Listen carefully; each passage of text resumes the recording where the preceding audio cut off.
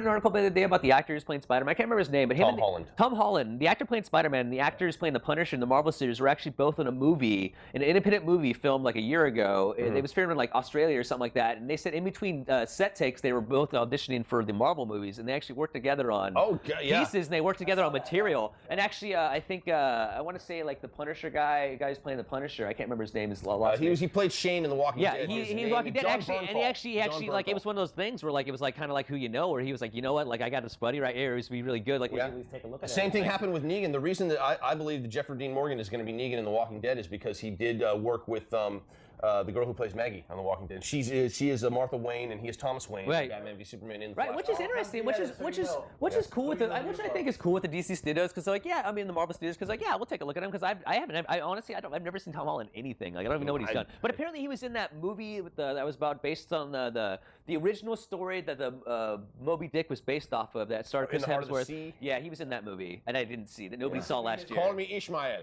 This will be his homecoming. So kind of his, that's right. His coming out party, if it was. And actually, transition into the Civil War trailer. I mean, we were talking about it. We got to see. One of the reasons we're talking about Tom Holland and his Spider-Man representation is that we got a Civil War trailer. And let's be clear, we all are excited to see Civil War. Of course, like Darren and I were saying, we know what we're going to get. It's kind of like I'm not going to say it's like going to McDonald's. It's more like going to Hunter's Steakhouse. But the fact of the matter is that it's a great trailer, and it's. But I think part of the reason, and this is not a spoiler because it's all over the damn place at this point. Let me cover my ears. The reason why they did that, and Darren, you're right. They probably should have kept it. They probably just should. We probably just should have seen a web come down and should have seen a web come down and grab the shield. Anyway, they gave it away, and I think they gave it away because they're increasingly in competition with BVS and they gotta get in there. I finally want to see Spider-Man in a good Marvel. What was one of the? Hey everyone. What's funny? And what's with the eyes? You know what's funny too is like one of the biggest arguments with that trailer. Again, it's more of those online speculative forums. Is that the whole of the backdrop of the fighting scene was supposed to be cheesy? But I want to now you say that, it kind of like makes me think that I wonder if Marvel pushed out this trailer extremely fast because of the hype of Batman v Superman, and because of that fastness of the trailer. That's why the last shot looks cool. But it's like they probably just had that footage and just like dubbed some background in the background, like and they you know green what? screened it. That's okay. If you want to compete in those fashions, that's fine. I just don't. My argument is I don't feel like they need. I don't feel like they. Why do they feel like they have to? Because it's a market share thing. I know. It's almost like somebody opening up a fast food restaurant on the same floor. It's funny because most of the people who could buy tickets to Batman v Superman are going to go see probably Civil War as well. They're going to go both places. They're going to go both ways. They're going to put out that trailer no matter what. It's not like I don't want to get into politics, but it's not like you're like Democrat or Republican. Put one or the other. You're going to both probably. You know what I'm saying? Batman, Superman, so going to put out. But even on maybe another bigger blockbuster movie that's not comic books. Oh, we got to compete with Star Wars. We got to compete with.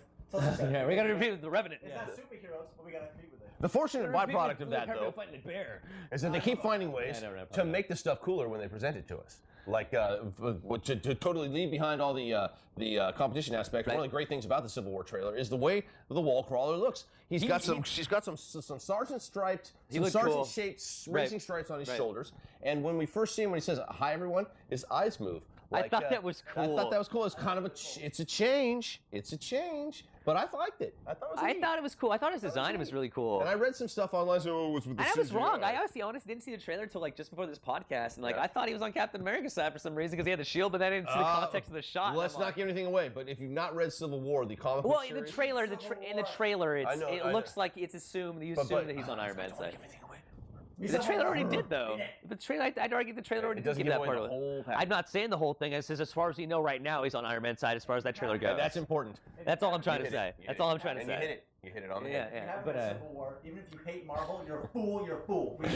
And to round out the Civil War trailer and to relate it a little bit, you were saying earlier that you think that was it you who said it? You think that Iron Man has the more powerful team in the Civil War thing?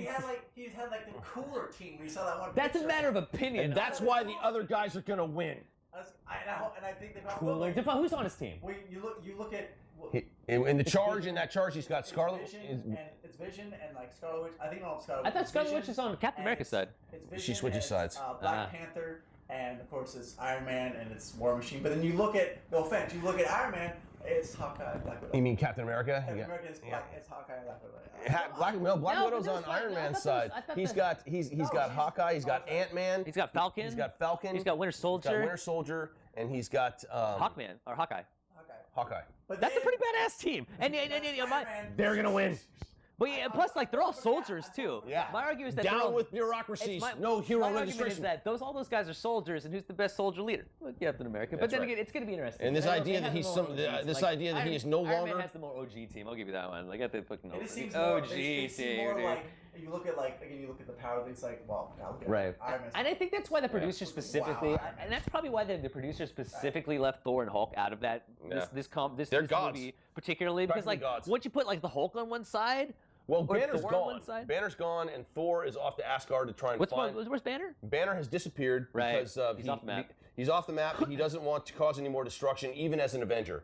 And he's afraid that if he stays, he's going to really fall for Black Widow. He's going to fall for Natasha because they actually have a thing going. And how could he not? Because it's because it's her. And so he kind of absconded because he doesn't want to be put in that position where he'll be. Not only is he in danger of going Hulk and messing stuff up, but he might be in danger of hurting her. And he doesn't know whether or not she can always bring him back from that rage place that she brings him back from. That's why he leaves. And she places herself in jeopardy whenever she does that. And so he's gone. And Thor went back to Asgard to try and track down the existence of these stones and what it all means. Right. So and he's I think not on ultimately Earth Thanos is going to have to. We'll see him in Guardians of the Galaxy. Who's Sylvester Stallone just got cast in Guardians of the Galaxy? Sylvester Stallone and Kurt Sylvester Stallone, who once said that comic book heroes ruined action movies. Did he say that? Really? He did say that. Did he really? He did say that. Only because he wasn't relevant anymore. I never broke the law. I didn't hear no bell. That was his Judge Dredd. He made a quote because he's saying like the whole rubber suit. Yeah. Don't stick your foot in your mouth and chew it off. Hey, come I mean, on. like, what was it? That's pretty much him going. What happens is you lose your Oscars later on in life. Sylvester Stallone going, hey, they were all wearing rubber suits and I was all natural, right? I was all natural. See, I slide Rocky Rambo. That was all me, you know. See, the only thing I had was my Bowie knife, all right? Actually, I'm sorry, I'm being too articulate. It was bad Sylvester Stallone. I once did a porn film called The Italian Stallion. The Italian Stallion. That's how I got my beat. All right. That's how I got the money to write my screenplay. That's right. And I won an Oscar for that screenplay. Yeah.